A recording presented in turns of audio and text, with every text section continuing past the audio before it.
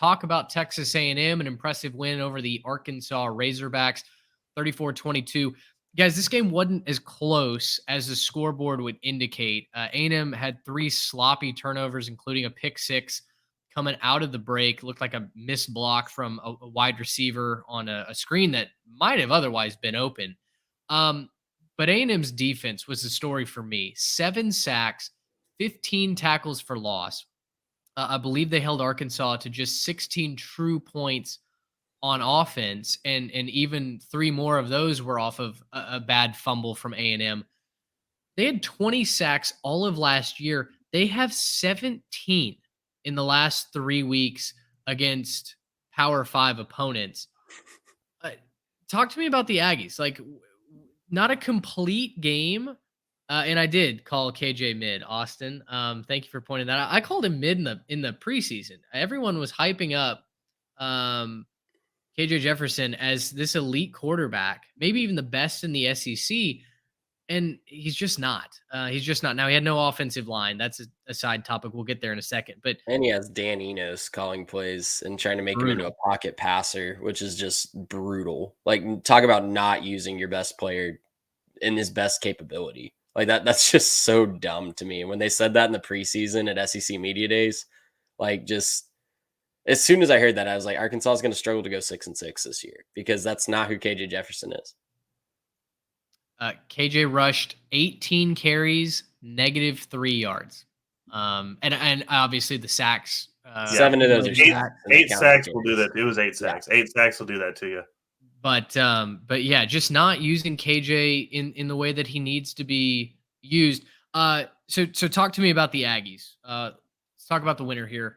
Their offense looked fairly competent. Max Johnson running the show, Le'Veon Moss toting the rock.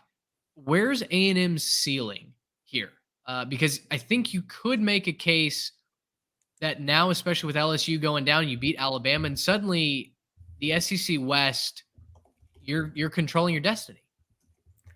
I mean, the ceiling is definitely this year is going to Atlanta. Will they hit that ceiling?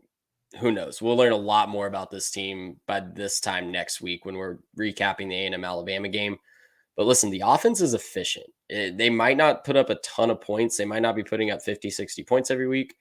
But the biggest difference that you notice on the field this year is they are in scoring position often. Now, they're settling for a lot of field goal attempts right now. They're having some drives stall out in the red zone or right around the red zone. But it is efficient. They're scoring touchdowns. They're in scoring position very, very often.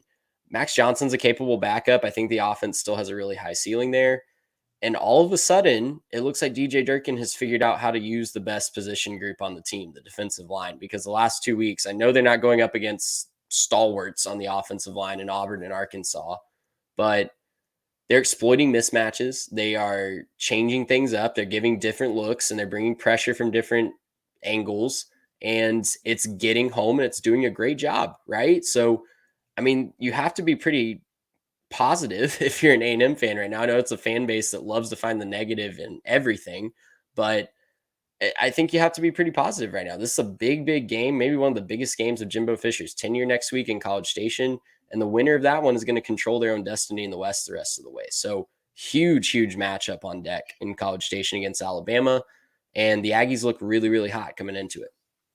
Yeah, and you got to say, like, the defense playing better, I think, gives A&M fans a real boost of confidence because of just how bad it played at the beginning of the year against Miami. You have to say, like, look, this is still a team, I think, on the back end that has issues.